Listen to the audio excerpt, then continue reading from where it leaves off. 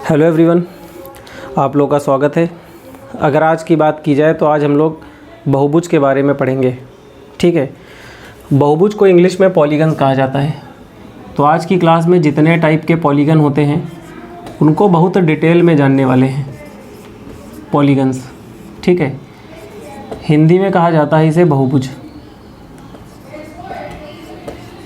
तो देखिए, सबसे पहले ये जानते हैं कि बहुभुज आखिर होते क्या हैं। ठीक, हर बात को बिल्कुल छोटे स्तर से बताएंगे, मतलब छोटी छोटी बातों को भी समझाएंगे कि जो पहले दिन पढ़ रहा होगा, जिसे बिल्कुल नहीं आता होगा, वो भी आज सारी बातें सीखेगा। और जिसे बहुत कुछ आता होगा तो लास्ट तक रहे, उसे भी बहुत कुछ नया सीखने को मिलेगा। तो अगर पॉलीगन्स की बात की जाए तो ये होते क्या हैं, पहले ये बात कर लेते हैं। ठीक है, आपने पढ़ा है कि ये त्रिभुज होता है, ट्राइंगल। इसमें 3 साइड हैं तो इसको ट्राइंगल कहा जाता है, त्रिभुज कहा जाता है। ठीक है, अगर इसकी 4 साइड हैं तो इसे क्वाड्रिलेटरल कहा जाएगा। ये 4 साइड हो गई। ठीक, अगर एक 5 साइड बना ले इसको पेंटागन कहा जाएगा। तो मतलब जितनी साइड हैं उसी आधार पे इनका नाम रखा गया है। इसे त्रिभुज कहा जाएगा हिंदी में, ट्राइंगल। इसे क्वाड्रिलेटरल कहा जाएगा, चतुर्भुज कहा जाएगा। इसे कहा जाएगा पंचभुज, पेंटागन। ऐसे ही 6 होती भुजा तो हेक्सागन, हेप्टागन, ऑक्टागन, अलग अलग नाम इनके रखे गए हैं।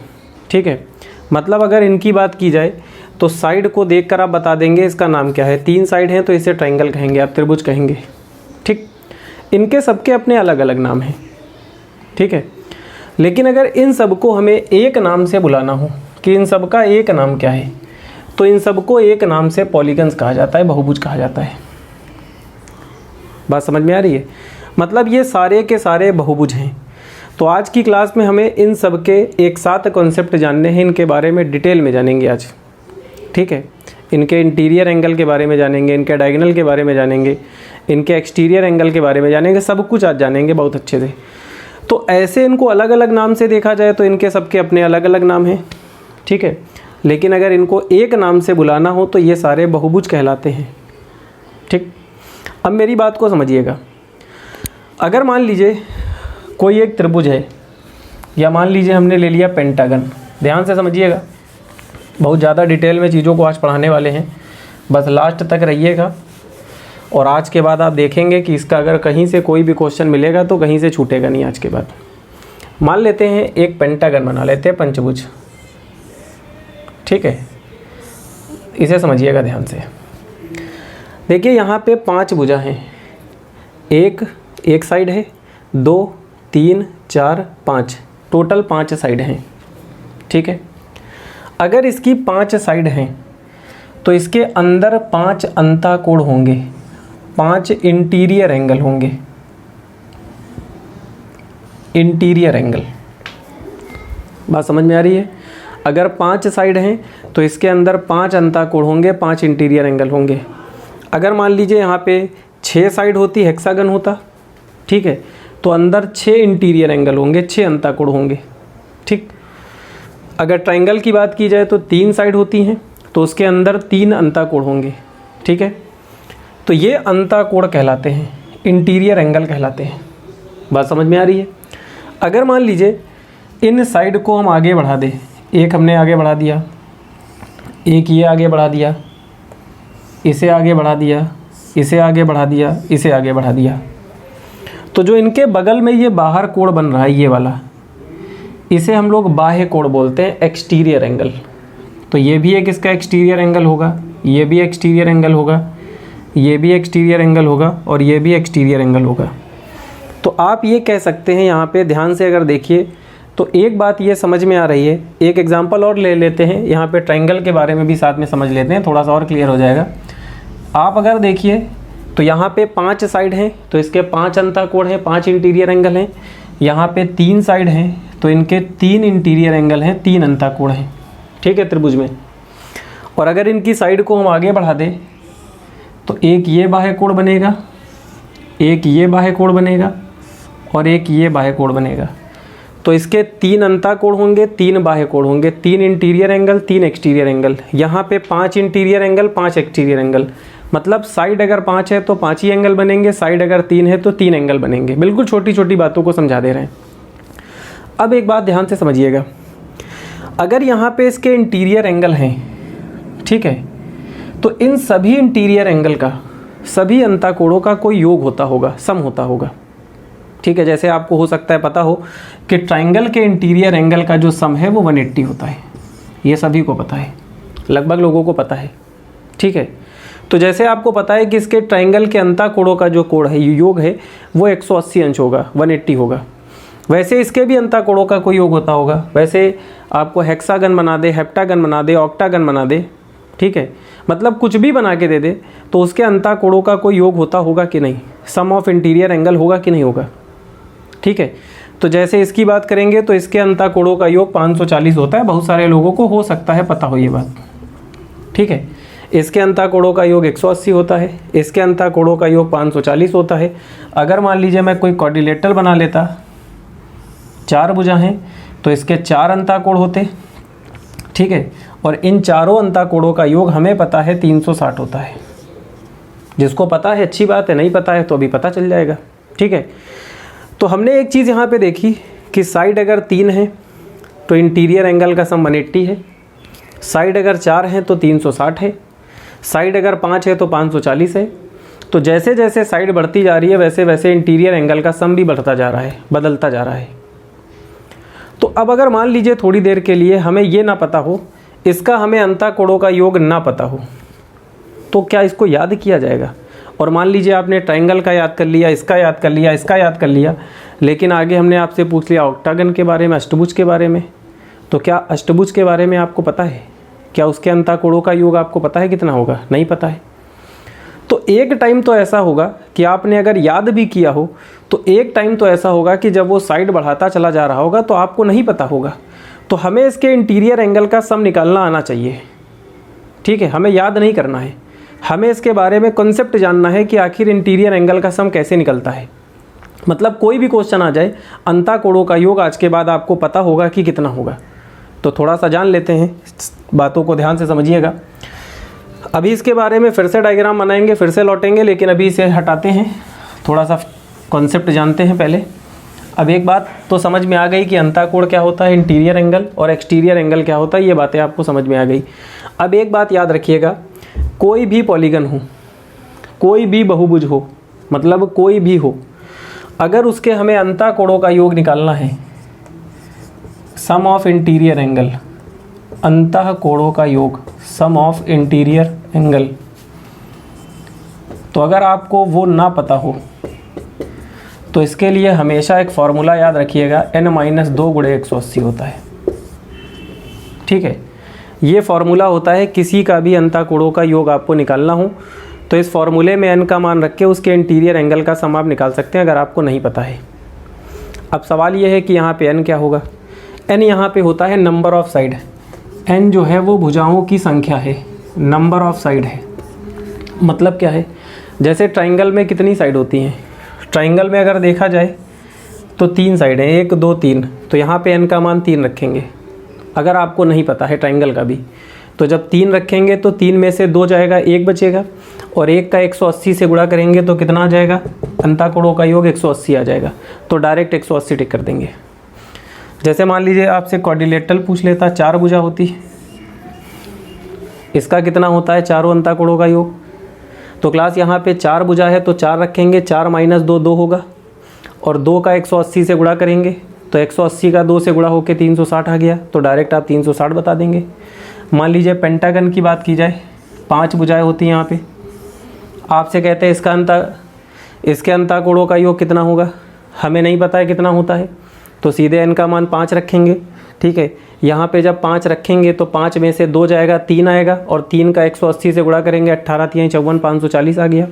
तो आज के बाद अगर कोई भी पॉलीगन दिया जाए, ये सभी के लिए फॉर्मूला है क्योंकि हम लोग सबको पढ़ रहे हैं, पॉलीगन्स के बारे में पढ़ रहे हैं, कैसा भी पॉलीगन दिया जाए, आज के बाद अगर उसके इंटीरियर एंगल का सम हमें निकालना है तो इस फॉर्मूले में n का मान रख के उसके अंतःकोणों का योग निकाला जा सकता है। कहीं से भी क्वेश्चन आ जाएगा तो आसानी से हो जाएगा। बात समझ में आ गई? अभी इन पर क्वेश्चन भी देखेंगे, लेकिन पहले फॉर्मूले को क्लियर करेंगे। अंतःकोण क्या होता है, हर बात को पहले समझाएंगे कि पूछना क्या चाह रहा है। ठीक है, हर चीज़ को पहले समझेंगे, फॉर्मूला समझेंगे, उसके बाद इन पे क्वेश्चन देखेंगे। अभी आप समझ गए होंगे कि हम क्या समझाना चाह रहे हैं। अगर कभी भी आपको ऐसा क्वेश्चन बनेगा तो अंतःकोणों का योग आसानी से आप निकाल सकते हैं।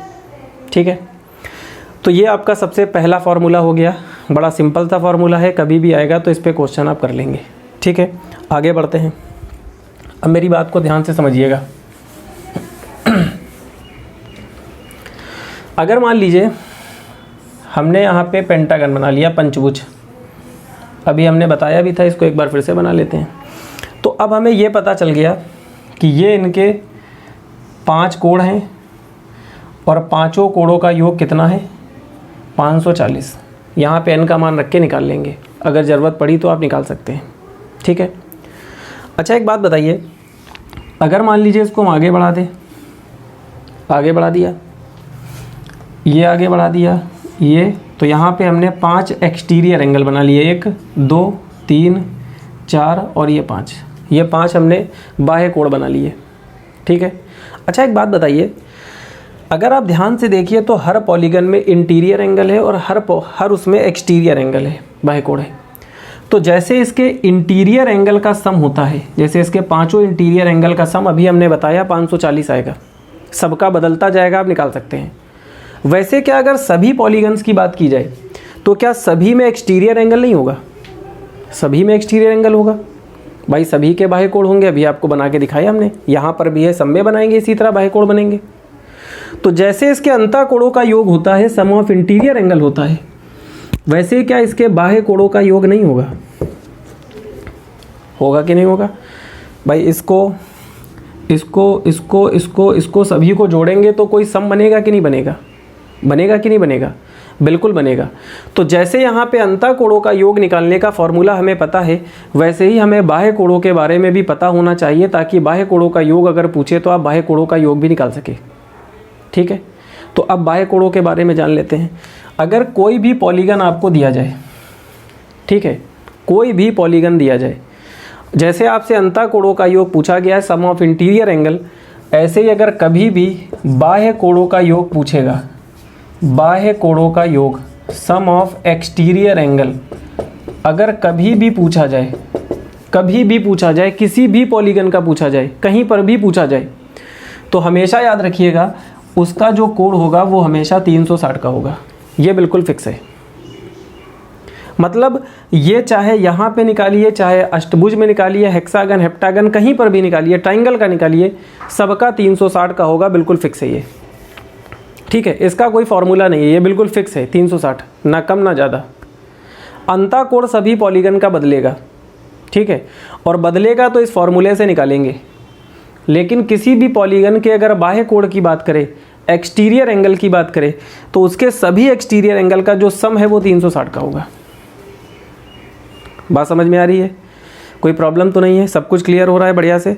तो आज के बाद अगर किसी भी पॉलीगन के बाह्य कोणों की बात की जाए तो हमेशा 360 होगा, ये बात याद रखिएगा। तो ये आपका दूसरा कॉन्सेप्ट हो गया। ठीक, अब जैसे मान लीजिए ट्राइंगल की बात की जाए, तो ट्राइंगल में 3 एक्सटीरियर एंगल होंगे, 1 2 और 3। तो इसके तीनों अंतःकोणों का योग निकालेंगे तो 180 आएगा। लेकिन अगर आपसे पूछा जाए बाह्य कोणों का योग कितना होगा, तो ये सभी के लिए 360 है, बिल्कुल फिक्स होगा 360। इस पे भी क्वेश्चन अब पूछे जाने लगे हैं। ठीक है, तो ध्यान रखिएगा, ये दूसरी बात हो गई। और आगे बढ़ते हैं। ठीक है, हर चीज़ को बहुत डिटेल में पढ़ना है, कोई जल्दबाजी नहीं करनी है, क्योंकि जल्दबाजी से आप पढ़ेंगे तो कुछ हासिल नहीं होगा।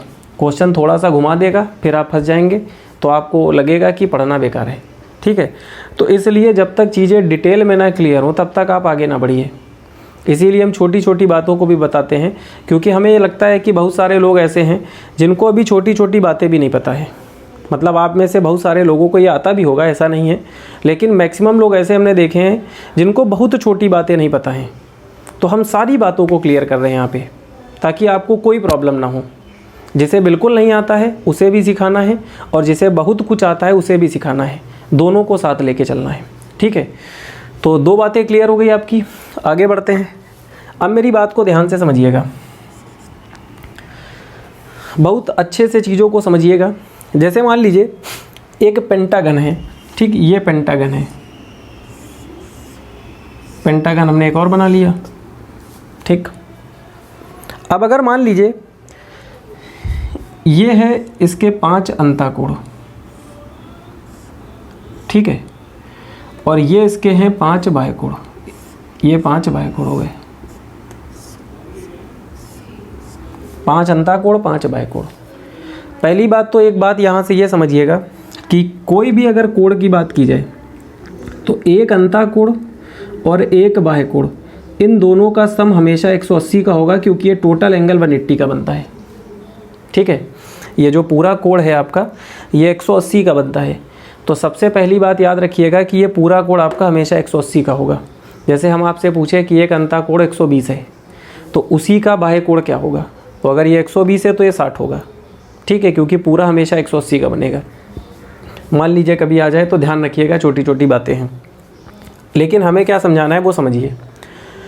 अगर मान लीजिए अंताकोण पे बनेगा तो आप कर लेंगे, बाह्यकोण पे बनेगा तो कर लेंगे। एक होता है विकर्ण, जैसे आप अगर यहाँ देखिए तो ये हमने रेखा ये खींच दी, इनके शीर्षों को मिला दिया जाए, 2 3 4 5, तो ये हमने इसके 5 विकर्ण खींच दिए, डायगोनल खींच दिए। जैसे मान लीजिए यहाँ पे चतुर्भुज होता, क्वाड्रिलेटरल होता, तो इसका 1 और 2, इसके 2 होंगे विकर्ण। और आगे हम बढ़े, मान लीजिए अष्टभुज बना दें हम, अष्टभुज ही नहीं बन पाएगा हमसे, उसके बाद विकर्णों की संख्या बना के गिनना तो बहुत मुश्किल है, ठीक है। तो जैसे हमें इसके बारे में डायरेक्ट कॉन्सेप्ट पता है, वैसे ही अगर कोई भी पॉलीगन दिया जाए, विकर्ण क्या होते हैं आप समझ गए होंगे, डायगोनल क्या होते हैं, ठीक है। हमें ये मालूम हो गया कि क्या होता है। अब अगर बार बार वहाँ पे एक एक बना के वहाँ पे गिना जाए तो बड़ा टाइम लगेगा, ठीक है। तो जैसे इसका हमें डायरेक्ट कॉन्सेप्ट पता है, वैसे विकर्णों की संख्या के बारे में भी डायरेक्ट पता होना चाहिए। तो आज के बाद याद रखिएगा, अगर कोई भी पॉलीगन आपको दिया जाए, किसी भी पॉलीगन की बात कर रहे हैं, अगर उसके विकर्णों की संख्या पेपर में आपसे पूछे, नंबर ऑफ डायगोनल अगर आपसे पूछे, तो विकर्णों की संख्या निकालने का फॉर्मूला होता है विकर्णों की संख्या, नंबर ऑफ डायगोनल, ये होता है n-3/2, ठीक है। यहाँ पे n का मतलब है भुजा, साइड, जितनी साइड होगी वो साइड यहाँ पे रखेंगे, उसके बाद डायगोनल की संख्या निकल के आ जाएगी, ठीक। तो ये 3 मेनली आपको, ये मेन 3 फार्मूले हैं जो आपको याद होने चाहिए। अब आप लोगों के दिमाग में बहुत सारी बातें आ रही होंगी कि सर अगर हमें एक एंगल निकालना हो तो उसका फार्मूला आपने हमें नहीं पढ़ाया, अगर हमें एक बाह्य कोण निकालना हो तो फार्मूला आपने नहीं पढ़ाया, एक अंताकोण निकालना हो फार्मूला आपने नहीं पढ़ाया। तो हमें ऐसे किसी फार्मूले की ज़रूरत नहीं है, ठीक है। आप देखेंगे कि चाहे कोई भी क्वेश्चन हो, सारे क्वेश्चन इन्हीं दोनों फार्मूले से या इससे हो जाएंगे। बात समझ में आ रही है? एंगल पे अगर कोई क्वेश्चन बनेगा तो इन्हीं दोनों से होगा। हम आपको बताएंगे कि ऐसा क्यों किया जा रहा है, क्योंकि ज़्यादा फार्मूले हमें नहीं पढ़ने हैं, हमें कम कॉन्सेप्ट में ज़्यादा चीज़ें करना सीखनी है, ठीक। वो कॉन्सेप्ट हैं, वो फार्मूले नहीं हैं। आप हर जगह पे फार्मूला पढ़ लेंगे, याद कर लेंगे तो बड़ी प्रॉब्लम होगी। तो वो बातें हम आपको समझा देंगे। अभी आपको केवल 3 फार्मूले चाहिए। अगर ये फार्मूले आपको पता हैं तो पॉलीगन्स पे अगर कहीं से कोई भी क्वेश्चन बनेगा तो कभी नहीं छूटेगा, ठीक है। अब इसी पर क्वेश्चंस देखते हैं जो पेपर में पूछे जाते हैं, ठीक है। देखते हैं, सारी बातें यहाँ पे समझ में आएंगी। सबसे पहले तो जो क्वेश्चन है वो हम आपको ऑक्टागन पे कराने जा रहे हैं, ठीक है। ऑक्टागन, ऑक्टागन को हिंदी में अष्टभुज कहा जाता है। किसी भी भुज पे आ जाए, ऐसा नहीं है कि अष्टभुज पे ही, लेकिन हमने एक को ले लिया है, इसी पे सारे क्वेश्चंस करवा देंगे, जैसा होगा आप खुद कर लेंगे। अगर मान लीजिए अष्टभुज की बात की जाए, अष्टभुज पे अगर कोई क्वेश्चन आपसे पूछा जाता, ध्यान से देखिएगा, अभी सारी बातें आपको समझ में आने वाली हैं, लास्ट तक रहिए। मान लीजिए पहला क्वेश्चन आपसे पूछता, एक अष्टभुज के अंताकोणों का योग क्या होगा, इंटीरियर एंगल का सम क्या होगा, ये आपसे पूछ लेता। अब मान लीजिए हमें डायरेक्ट नहीं याद है कि अष्टभुज के अंताकोणों का योग क्या होता है, तो कुछ नहीं करना है। अभी आपको हमने फॉर्मूला क्या पढ़ाया था, n-2 गुणे 180, ये फार्मूला था कि नहीं था? था। आपसे क्या पूछा है, अष्टभुज के अंताकोणों का योग। तो अष्टभुज में कितनी भुजा होती हैं, 8 भुजा, ठीक। तो यहाँ पे n का मान 8 रखेंगे, 8 - 2 कितना होगा, 6, और 6 गुणे 180, तो ये 1080 आपका आ गया, यही आपका आंसर आ गया।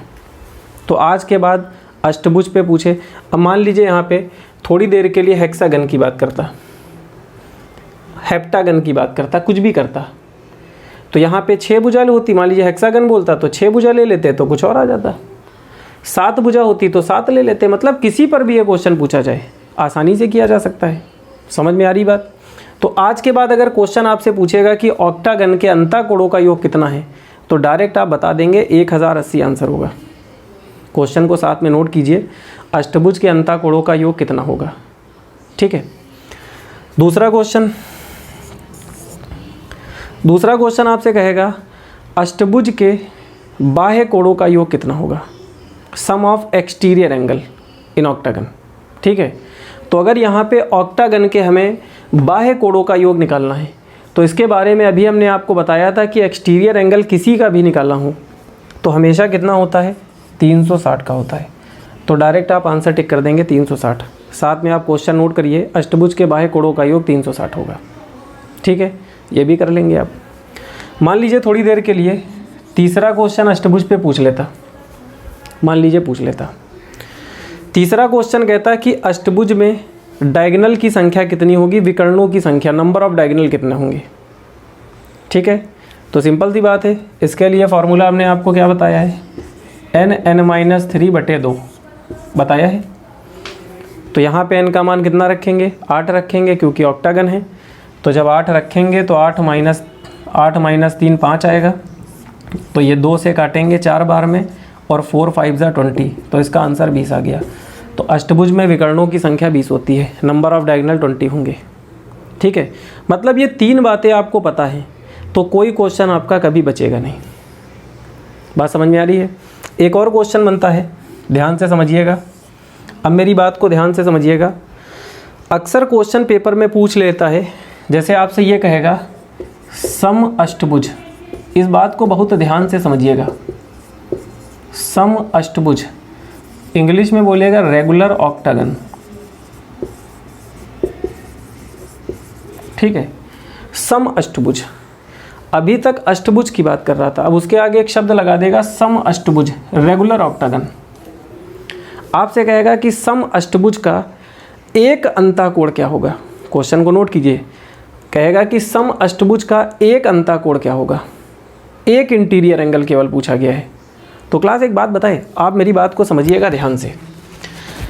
अच्छा, मान लीजिए एक थोड़ी देर के लिए फिर से पेंटागन पे लौटते हैं, क्योंकि बार बार हम इसी को ले रहे हैं ताकि आपको एक ही से सारी बातें समझा दे। बात को समझिएगा, हमें फॉर्मूले नए नहीं चाहिए, सब कुछ यहीं से हो जाएगा। अगर आपसे मैं कहूँ कि इसके 5 अंताकोणों का योग कितना है, तो आप कह दोगे सर 540 है, 540। ठीक है, 540 होता है, सबको पता है, अगर ज़रूरत हो तो फॉर्मूले में रख के निकाल लेंगे। लेकिन अगर मैं आपसे ये कहूँ कि इसका एक अंताकोण क्या होगा, अगर ये तीनों भुजाएं बराबर हो जाए, ठीक है, तीनों साइड बराबर हो जाए, तो इसका एक अंताकोण क्या होगा। तो एक बात बताए, तीनों नहीं, 5 साइड अगर इक्वल हो जाए, अगर इसकी 5 साइड आपस में बराबर हो जाए, तो एक बात याद रखिएगा, इसके 5 एंगल भी बराबर होंगे, 5 कोण बराबर होंगे। तो यहाँ पे अगर 5 कोणों का योग 540 है, और मैं आपसे ये कहूँ कि एक एंगल क्या होगा, तो 540 को जैसे ही 5 से आप भाग दोगे, वैसे ही एक एंगल निकल के आ जाएगा। बात समझ में आ रही है? अगर यहाँ पे 6 एंगल होते तो 6 से भाग दिया जाता, क्योंकि सारे एंगल आपस में इक्वल हैं, सारे कोण बराबर हैं, तो एक कोण निकालने के लिए 5 ही से तो भाग देंगे हम। बात समझ रहे हैं आप? बात बिल्कुल समझ में आ रही होगी। अब जैसे यहाँ पे आपसे कहा जाए सम अष्टभुज का एक अंताकोण कितना होगा, तो सम अष्टभुज के अंताकोणों का योग कितना होता है, 1080 होता है, 1080 होता है। और हमें क्या निकालना है, एक अंताकोण निकालना है।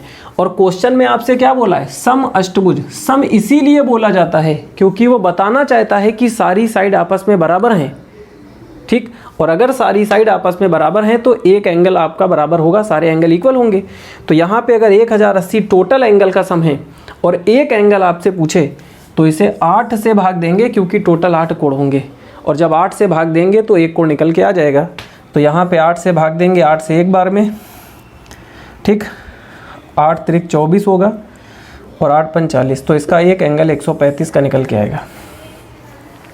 बात समझ में आ रही है? तो आज के बाद अगर किसी का भी एक एंगल पूछेगा तो पहली बात तो जब भी एक एंगल पूछेगा तो सम या ये शब्द ज़रूर लगा के वहाँ पे देगा, क्योंकि बिना इसके पूछेगा ही नहीं, पॉसिबल ही नहीं है। बात समझ में आ रही है? क्योंकि जब तक सारी साइड बराबर नहीं होगी तब तक सारे एंगल इक्वल नहीं होंगे, तब तक एक एंगल नहीं निकाला जा सकता। तो जब ये सम शब्द बोलेगा तभी एक एंगल पूछेगा। तो डायरेक्ट आप याद रखिए, कभी भी अगर एक एंगल निकालना हो तो टोटल एंगल कितने होंगे अष्टभुज में? 8 कोण होंगे, और 8 का योग कितना है? 1080 है। तो एक कोण निकालने के लिए 8 से ही तो भाग करेंगे आप। यहाँ पे 5 कोण हैं, यहाँ पे 5 कोण हैं, और एक कोण निकालना है तो 5 ही से तो भाग करेंगे आप। बात समझ में आ रही है? अगर आप इसे फॉर्मूले की तरह पढ़ना चाहे तो ये जो फॉर्मूला यहाँ पे लिखा हुआ है ये अंता कोणों का फॉर्मूला होता है। जब इसे हम n से भाग कर देंगे, मतलब इसी फॉर्मूले को अगर भाग n लिख दिया जाए तो एक एंगल का, एक कोण का फॉर्मूला बन जाता है।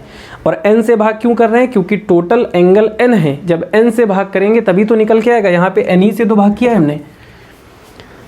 बात समझ में आ रही है? लेकिन हमें कोई फार्मूला नहीं पढ़ना है, ज़रूरत होगी तो हम ऐसे बना लेंगे। मतलब इस फार्मूले को n से भाग देकर एक फार्मूला, एक एंगल वाला फार्मूला बन जाता है। ठीक है, लेकिन हम डायरेक्ट चीज़ों को सीख पा रहे हैं, हमें ज़रूरत नहीं है वो सब। तो आप समझ गए होंगे। अब अगर कभी भी एक एंगल पूछेगा तो बाय दिस फार्मूला आप निकाल सकते हैं, इस फार्मूले से n का भाग देकर या आप ऐसे। ठीक है, मेरे हिसाब से ये सबसे बेहतर ही है। अब आगे बढ़ते हैं। इसका 5वां क्वेश्चन, आपने अंता कोणों का योग जाना, बाह्य कोणों का योग जाना, विकर्णों की संख्या जानी, एक एंगल जाना। अब आते हैं 5वें क्वेश्चन पे। 5वां क्वेश्चन आपसे ये कह रहा है कि एक बाह्य कोण क्या होगा, सम अष्टभुज का एक बाह्य कोण क्या होगा।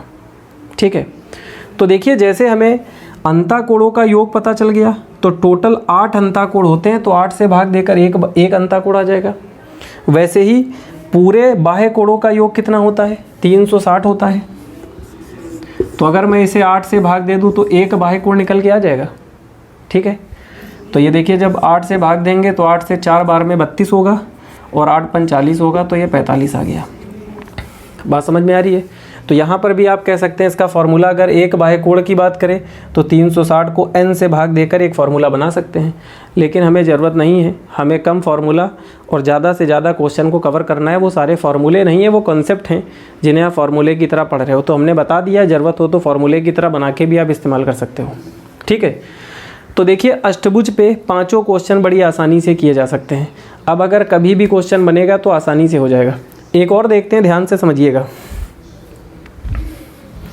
अगर मान लीजिए थोड़ी देर के लिए, ठीक है, मान लेते हैं यहाँ पे हेप्टागन होता, सप्तभुज, मान लेते हैं थोड़ी देर के लिए। इसको देखने के बाद पूरा कॉन्सेप्ट आपको समझ में आ जाएगा कि आखिर हम समझाना क्या चाहते हैं। मान लीजिए यहाँ पे हेप्टागन होता, सप्तभुज होता, तो सीधी सी बात है, अंता कोणों का योग पूछता तो n का मान क्या रखते? 7, क्योंकि यहाँ पे 7 भुजा होती है सप्तभुज में। तो 7 - 2 कितना आता? 5 आ जाता, और 18 पंचे 90, तो आंसर कितना आ जाता? 900। तो यहाँ पे 900 आ जाता। ठीक है, थोड़ा थोड़ा चेंज कर रहे हैं ताकि आप समझ सके पूरी बात को। लेकिन बाह्य कोणों का योग अभी भी कितना होगा? सप्तभुज का भी 360 होगा, बिल्कुल फिक्स होगा, कोई चेंज नहीं होगा। ऐसे ही आपसे अगर पूछा जाए विकर्णों की संख्या में क्या चेंज आएगा, तो यहाँ पे n का मान 7 रखेंगे क्योंकि सप्तभुज है। तो जब यहाँ पे 7 रखेंगे तो ये 7 रख दिया, 7 - 3 4 होगा, और बटे में 2, तो ये 2 से 2 बार में कट गया, 2 का 7 से गुणा होके 14, तो इसका आंसर 14 आ गया। ठीक है, समझ पा रहे हैं आप? ऐसे ही अगर आपसे पूछा जाए कि सप्तभुज का एक कोण क्या होगा, तो यहाँ पर भी आप इसे क्या करेंगे, टोटल कोण कितना है? 900 है, और 900 को जब 7 से भाग देंगे, 7 से क्यों भाग देंगे? क्योंकि 7 ही कोण तो होंगे, 7 एंगल होंगे। 7 को अगर टोटल एंगल के सम को 7 से भाग देंगे तो आपका एक कोण निकल के आ जाएगा, पॉइंट में आ जाएगा। ऑप्शन बटे में या पॉइंट में दिया गया होगा, आप चेंज कर लेंगे। ऐसे ही आपसे अगर यहाँ पे एक बाह्य कोण पूछता तो यहाँ पे 360 को किससे भाग देते? तो यहाँ पे 360 को 7 से भाग देते। 7 से क्यों भाग देंगे? क्योंकि 7 ही बाह्य कोण होंगे, 7 ही अंता कोण हैं। ठीक है, तो अब आप समझ गए होंगे कि अगर कभी भी इस पे क्वेश्चन बनेगा तो हमें किन फार्मूलों का यूज़ करना है, इसका पूरा कॉन्सेप्ट क्या है, हर बात को डिटेल में हमने डायग्राम के साथ समझा दिया है। देखिए अंतःकोण क्या होता है, बाह्य कोण क्या होता है, निकालना अगर आप जानते हैं, मान लीजिए उसके बारे में डिटेल में नहीं जानते हैं कि किस चीज़ को हम निकाल रहे हैं, तब भी आप बेकार हैं, क्योंकि क्वेश्चन थोड़ा सा भी घुमा देगा आप उसी में घूम जाएंगे। तो हमें पहले सारी बातों को सीखना है, ठीक है, कि आखिर ये कॉन्सेप्ट क्या है, फिर उनका कैसे यूज़ करना है, पेपर में क्वेश्चन कैसे बनेगा, किस तरह फार्मूला यूज़ करना है, वो सारी बातें हमें जाननी है। तो इनको सबको नोट करिए, इन पे क्वेश्चंस करिए, ठीक है। कल की क्लास में मिलेंगे, कुछ और अच्छी बातें आपको सिखाएंगे। आज की क्लास आपको अच्छी लगी हो तो इसे लाइक कीजिए, शेयर कीजिए। Thank you.